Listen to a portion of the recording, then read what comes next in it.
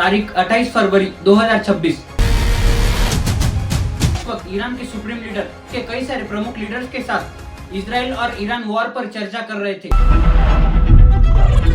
Iran, Israel समेत पूरी दुनिया को ये पता था ईरान और इजराइल में वॉर जल्द ही हो सकता है, लेकिन ईरान और ईरान की जनता ने ये सपने में भी नहीं सोचा था कि उनके सुप्रीम लीडर को उन्हीं के देश में के मिसाइल द्वारा मार दिया जाएगा। तो सैटरडे मॉर्निंग को जिस वक्त अली खमेनी उनके प्राइम लीडर्स के साथ एक चर्चा में बिजी थे, उसी समय पर तेहरान में इजरायली जेट्स द्वारा मिलिट्री स्ट्राइक हो जाती है और जिसमें अली खमेनी के साथ साथ उनके कई सारे प्रमुख लीडर्स मारे जाते हैं।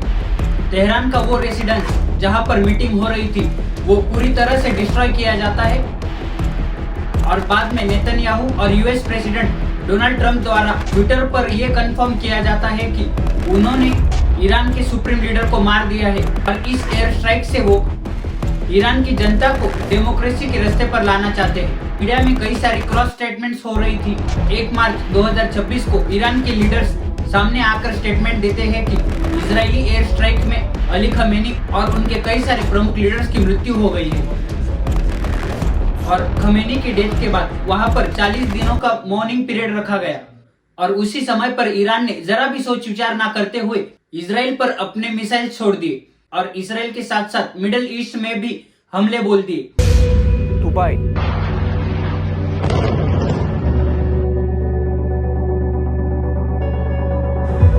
बहरीन, कतर, मिडिल ईस्ट में सऊदी अरेबिया, यूएई, इन सारे कंट्रीज पर भी हमला बोल दिया।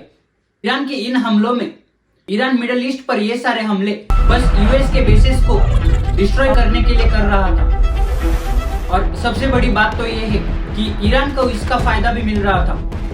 जो US air bases middle east में कई सालों से ऑपरेट कर रहे थे उनको एक एक करके ईरान ने डिस्ट्रॉय करना शुरू कर दिया। ईरान के साथ साथ इजराइल का भी बहुत सारा नुकसान इस वॉर में हो रहा है। इन तीनों ही देशों की कॉन्फ्लिक्ट में कई सारे मासूम लोगों की जान जा चुकी है और कई सारे लोग तो गंभीर जख्मी हो रहे हैं। आज तक चलते आए इस वॉर में हजारों लोगों की मृत्यु हो चुकी है और इजरायली मिसाइल द्वारा एक स्कूल पर भी हमला किया गया ईरान के, जिसमें कि ईरान के 150 से 200 मासूम बच्चे मारे गए। दोस्तों, इस वॉर में उन मासूमों की जान गई जिन्हें वर्ल्ड वॉर का असली कंसेप्ट भी नहीं मालूम।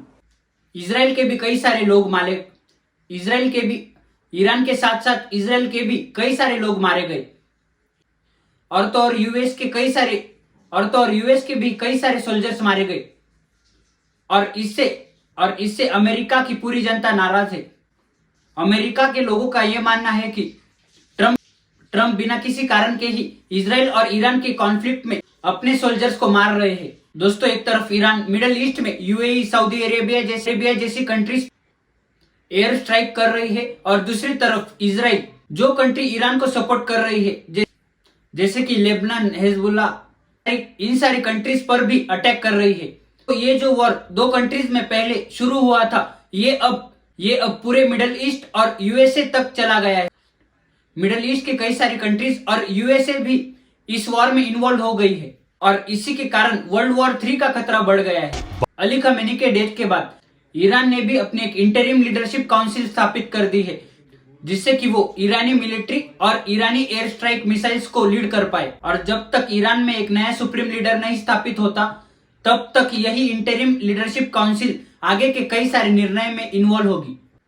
दोस्तों, शुरू में तो पूरी दुनिया को यह लगा था यूएस और इजराइल जैसे देशों के सामने ईरान जैसा देश कितने ही दिनों तक टिक जाएगा, लेकिन ईरान ने पूरी दुनिया को गलत साबित करते हुए ये वॉर अपने लेवल पर रिटेलिएट कर दी है। शायद ईरान तब तक नहीं रुकेगा जब तक वो इजराइल और यूएस को एक तगड़ा डैमेज नहीं दे देता। ईरान के पास भी कई सारे डिफेंस इक्विपमेंट्स है कि ईरान ने कई सारे सालों से बनाने की प्रैक्टिस करी हुई, जिन्हें कि ईरान ने कई सालों पहले से ही डेवलप करने की शुरुआत कर दी थी और शायद वो जानते थे कि एक दिन इजराइल के खिलाफ इन डिफेंस इक्विपमेंट्स की जरूरत पड़ेगी।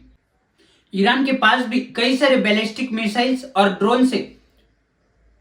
दोस्तों, इन्हीं ड्रोन्स और बैलिस्टिक मिसाइल्स के बदौलत ईरान ने इजराइल और यूएसए, ईरान इन दोनों कंट्रीज को रोकने में सफल होते दिख रही है। दोस्तों, इस वॉर में कई सारी मिडिल ईस्ट कंट्रीज इन्वॉल्व हो चुकी है। ईरान और इजराइल में था, ये अब धीरे धीरे बढ़कर पूरे मिडिल ईस्ट तक फैल गया है। और इसमें यूएसए भी पूरी तरह से इन्वॉल्व हो गया है। दोस्तों इसी वॉर के कारण ऑयल के प्राइसेस भी लगातार बढ़ते जा रहे हैं। और सबसे बड़ी दिक्कत तो ये है, मिडिल ईस्ट में लाखों इंडियंस एम्प्लॉयमेंट बेसिस पर वहां पर काम कर रहे हैं। वॉर थोड़ी बड़े लेवल पर जाती है तो उस वक्त इन सारे इंडियंस को इंडिया में फिर से माइग्रेट करना, ये भी इंडिया के लिए एक बड़ी परेशानी बनती जा रही है। पूरी दुनिया के साथ साथ इंडियन इकोनॉमी भी लगातार गिरती जा रही है और ऑयल के प्राइसेस पूरी दुनिया में ही बढ़ते जा रहे हैं। जैसे इजराइल को यूएस सपोर्ट कर रहा है, क्या ईरान को भी चाइना और रशिया डायरेक्टली सपोर्ट करेंगे या फिर वेट एंड वॉच की कंडीशन पर रहेंगे? पहले तो रशिया की बात करते हैं।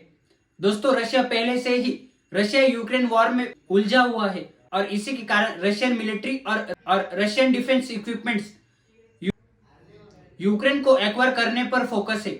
इसी के कारण वो ईरान को डायरेक्टली सपोर्ट नहीं कर रहे।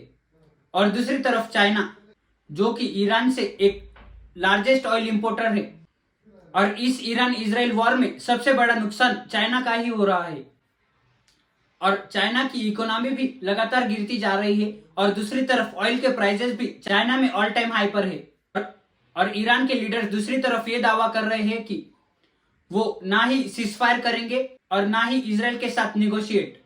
इसी के कारण ये वॉर 4 से 8 हफ्तों तक चल सकती है।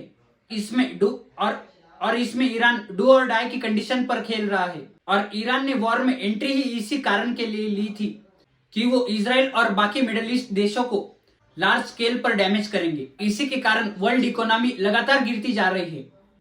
दोस्तों चाइना और रशिया जैसी कंट्रीज इस वॉर में डायरेक्टली इन्वॉल्व नहीं होने का कारण यही है कि वो पहले तो इस वॉर को वेट एंड वॉच की कंडीशन में रहेगी और जिस वक्त यूएस और इजराइल ईरान पर पूरी तरह से इस वॉर को डोमिनेट करेंगे और जिस वक्त ईरान हारते हुए नजर आएगा, उसी वक्त चाइना और रशिया दोनों ही कंट्रीज ईरान को डायरेक्टली सपोर्ट करना शुरू करेगी।